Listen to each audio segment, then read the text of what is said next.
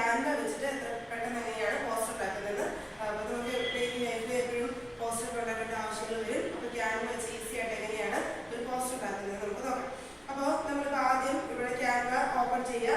Canva open ചെയ്ത് കഴിയുമ്പം ഇവിടെ ഇതാണ് അതിൻ്റെ ഒരു സ്ക്രീൻ എന്ന് പറയുന്നത്.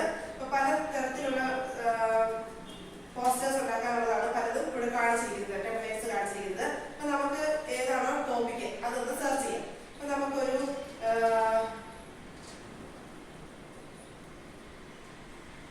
ടോപ്പിക്ക് എടുക്കാനുള്ളത് സ്ക്രിപ്റ്റ് റൈറ്റിംഗ് കോമ്പറ്റീഷൻ നമുക്ക് നടത്താം. അപ്പം അതിന് വേണ്ടിയിട്ട് സ്ക്രിപ്റ്റ് റൈറ്റിംഗ് നേരെ അടിച്ചു കൊടുത്തു. അപ്പം അതുമായിട്ട് ഏകദേശം ബന്ധമുള്ള പല ടെംപ്ലേറ്റ്സുകൾ അത് കാണിച്ചു. ഇതിൽ പലതും പെയ്ഡ് വെർഷൻ ഉണ്ട്, അല്ലാത്തതും ഉണ്ട്. പെയ്ഡ് അല്ലാത്തത് നമുക്ക് നോക്കാം.